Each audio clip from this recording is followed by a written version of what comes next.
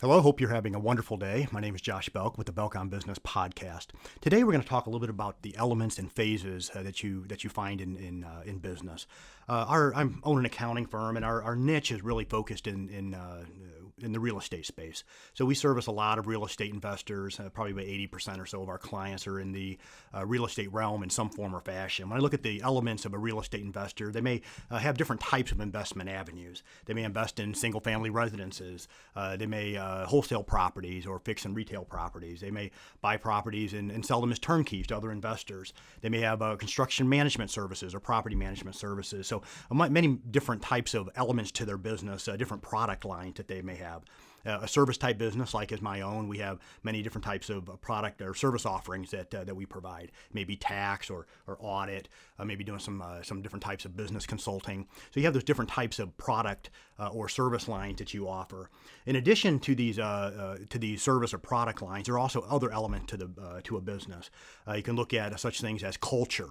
Every business should be looking at their culture, analyzing their culture. What are some things that they can do to improve their culture? Because that's something that really becomes kind of in some ways the face of your business to your clients. Just today, I was having a conversation with my staff accountant in regards to one of our clients, where we noticed over the last few years the culture of that business has kind of really turned negative to the point now that we really don't even want to even work with them anymore. It's a very important element to a business. So is the culture, but also you look at other elements of your business. And maybe your marketing strategy, your sales component, your hiring, your internal and external communication, online presence, etc. So not just your service, your product offering, but also these other elements that come into play in your business. But each of these elements need to include the following in order for a business to succeed.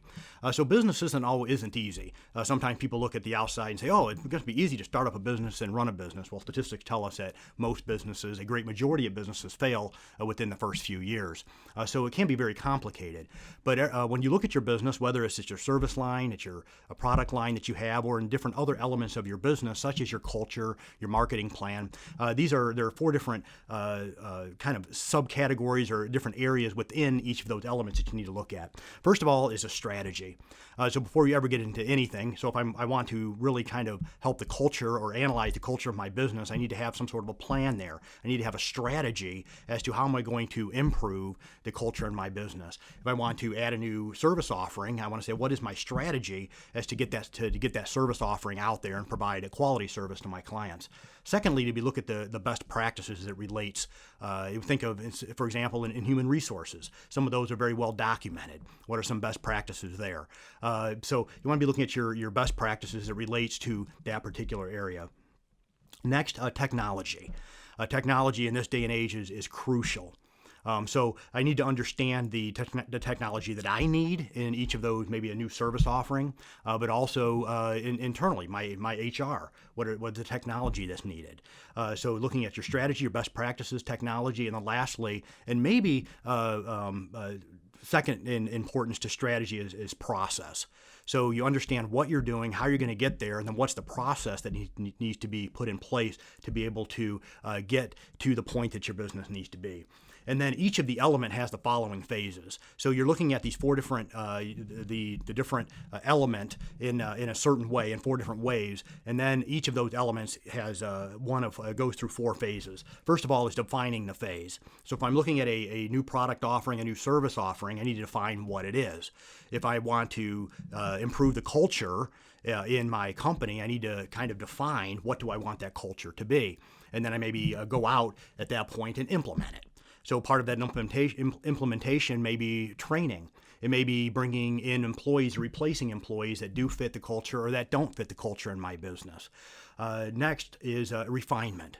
So once I get the process rolling, I've defined it, I begin implementation, then you get to the point of refining it, of improving it. And this is really a day-by-day process. So sometimes, people want to go through and they make these drastic changes in their business. So instead of just going through a slight tweak, they want to kind of jerk that steering wheel, so to speak. If you think of when you're driving a car, for example.